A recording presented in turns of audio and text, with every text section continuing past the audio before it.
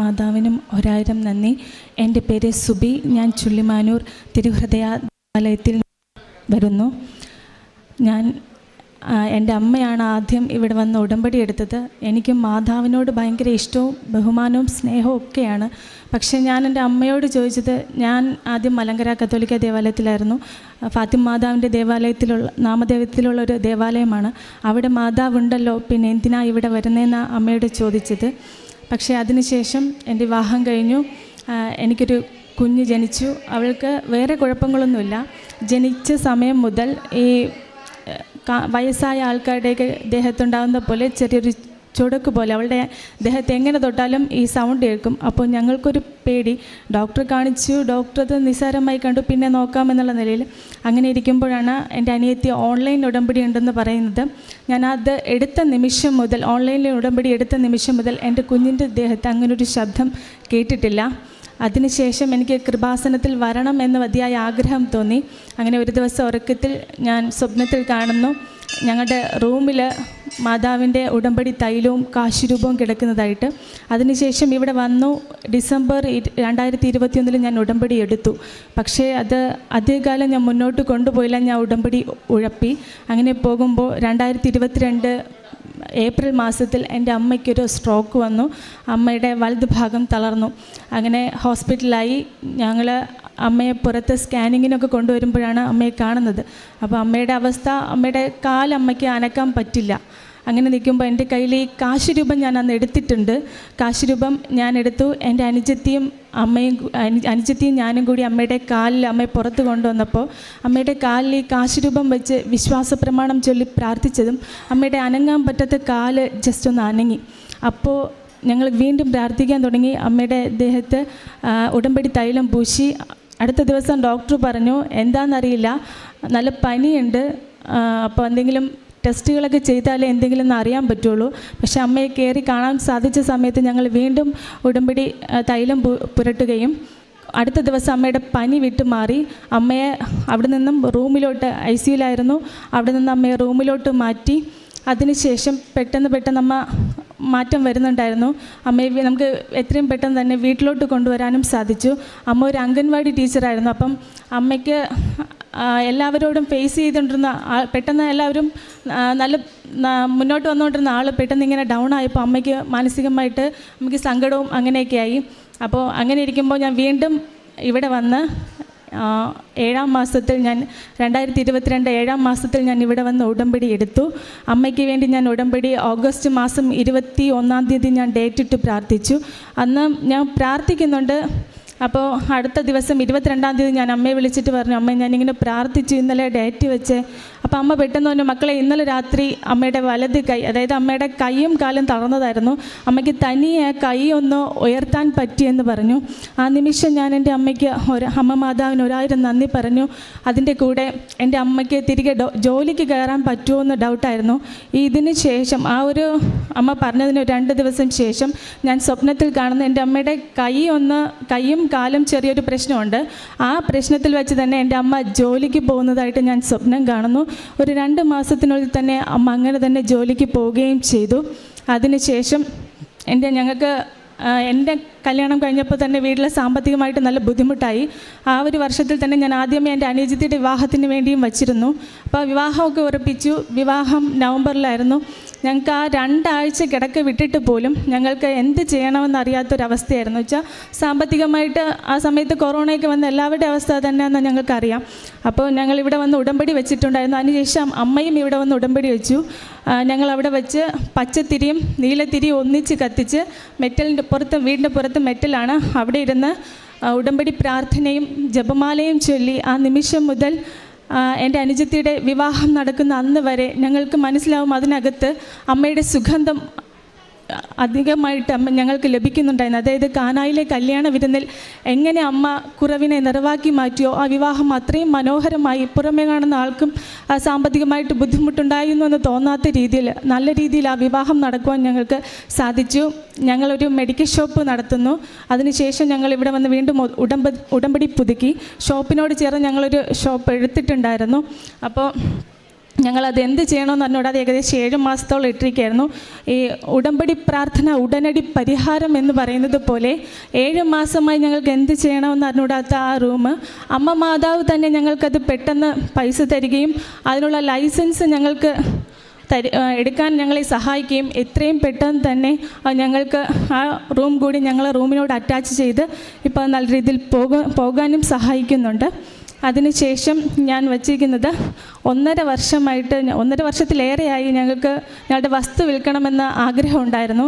എൻ്റെ പപ്പയും അമ്മയും എൻ്റെ കുഞ്ഞിലേ മുതൽ അവിടെ വഴിയില്ലാത്തൊരു സ്ഥലമാണ്. അപ്പം വഴിക്ക് വേണ്ടിയിട്ട് അവർ ശ്രമിക്കുന്നുണ്ട്, ലഭിക്കുന്നില്ലായിരുന്നു.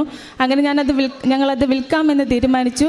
ഉടമ്പടി ഞങ്ങളുടെ ഉപ്പ് ആ വസ്തുവിൽ കൊണ്ടിട്ടു.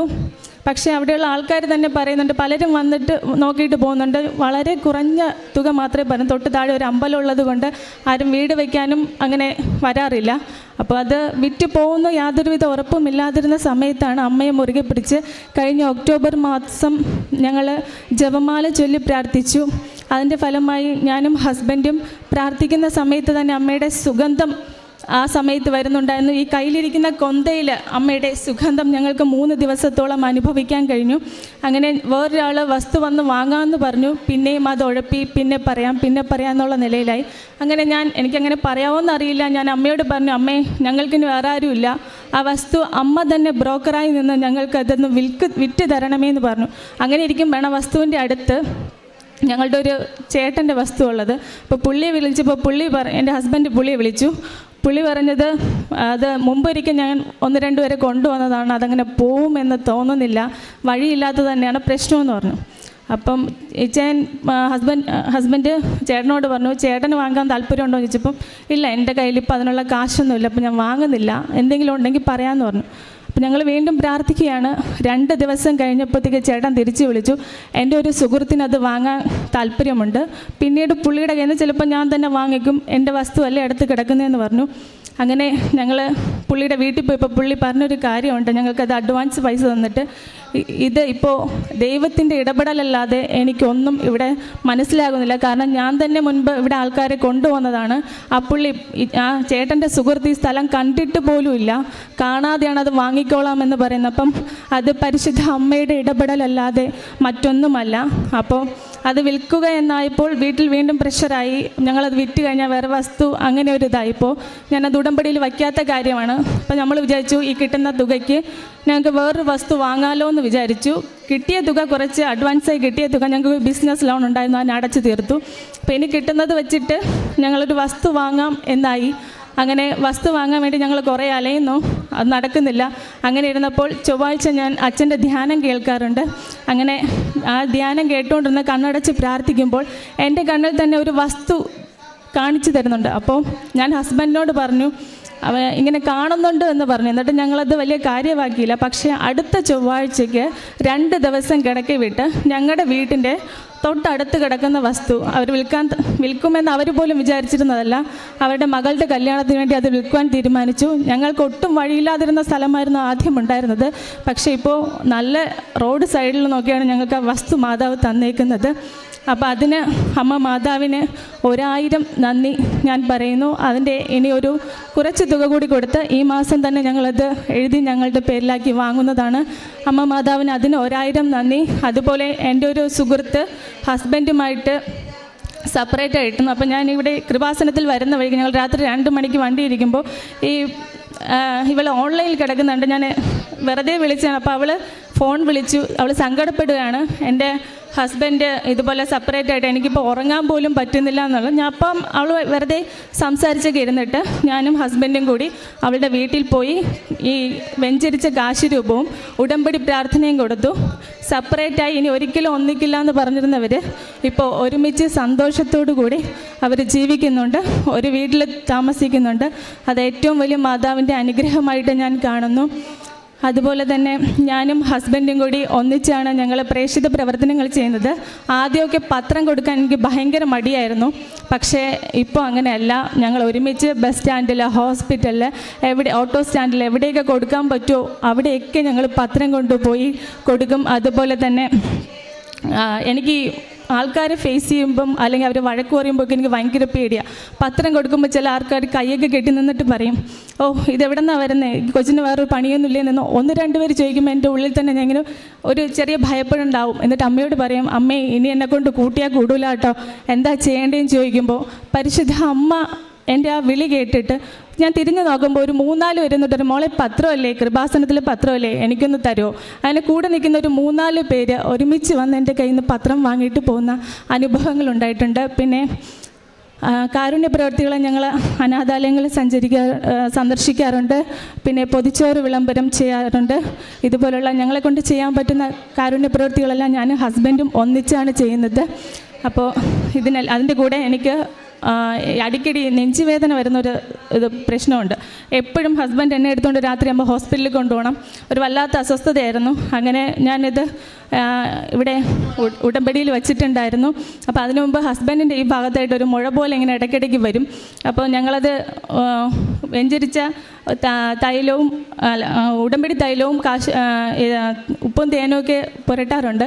അങ്ങനെ ഡോക്ടർ പറഞ്ഞു ഹോസ്പിറ്റലിൽ കൊണ്ടുപോയി സ്കാൻ ചെയ്യണമെന്ന് പറഞ്ഞു. അപ്പം ഞാനിങ്ങനെ കാശ് രൂപ മുറുകെ പിടിച്ചു. ആ സമയത്ത് എൻ്റെ തൊട്ടടുത്ത് എൻ്റെ ആരോ വന്ന് നിൽക്കുന്നത് പോലെ എനിക്ക് തോന്നി, ഒരു കുഴപ്പമില്ല എന്ന് പറഞ്ഞിട്ട്. അപ്പോൾ തിരിച്ച് സ്കാൻ ചെയ്തെനിക്കിപ്പോൾ ഹസ്ബൻഡിന് ഒരു കുഴപ്പമില്ല എന്ന് പറഞ്ഞു. അതുപോലെ തന്നെ ഈ നെഞ്ചുവേദന ഇങ്ങനെ അടിക്കടി വരുന്നതുകൊണ്ട് ഡോക്ടർ എന്നോട് പറഞ്ഞു ECGയും എക്കോ എടുക്കണമെന്ന്. അപ്പോൾ ഞാൻ ഈ കാശ് രൂപം ഇങ്ങനെ മുറുകെ പിടിച്ചിട്ടുണ്ട്. പക്ഷേ എനിക്ക് എൻ്റെ അമ്മ അടുത്തുള്ളതായിട്ട് എനിക്കൊരു ഫീലില്ല. അപ്പം ഞാനിങ്ങനെ പോകുമ്പോൾ അമ്മയോട് ചോദിക്കും, അമ്മ എന്താ എൻ്റെ കൂടെ ഇല്ലേ, എൻ്റെ കൂടെ ഇല്ലേ എന്ന് ഞാൻ ഇങ്ങനെ ചോദിക്കുന്നുണ്ട്. പക്ഷേ എക്കോ എടുത്തു കഴിഞ്ഞപ്പോഴും എനിക്കൊരു കുഴപ്പമില്ല. അപ്പോൾ എൻ്റെ ഉള്ളിൽ നിന്നും അമ്മ എന്നോട് ചോദിക്കും, ഇപ്പം എന്താ ഞാൻ നിൻ്റെ കൂടെ ഇല്ലായിരുന്നു എന്ന് എന്നോട് ചോദിച്ചു. അമ്മ എൻ്റെ കൂടെ ഉണ്ടായിരുന്നു, അതുകൊണ്ട് തന്നെ എനിക്ക് ഒരു കുഴപ്പവും തന്നെ ഉണ്ടായിരുന്നില്ല. അതുകൊണ്ട് തന്നെ ഇതുപോലെ ഒട്ടനവധി അനുഗ്രഹങ്ങൾ അമ്മ ഞങ്ങൾക്ക് തന്നിട്ടുണ്ട്. അമ്മ മാതാവിനും തിരുക്കുമാരനും 1000 നന്ദി.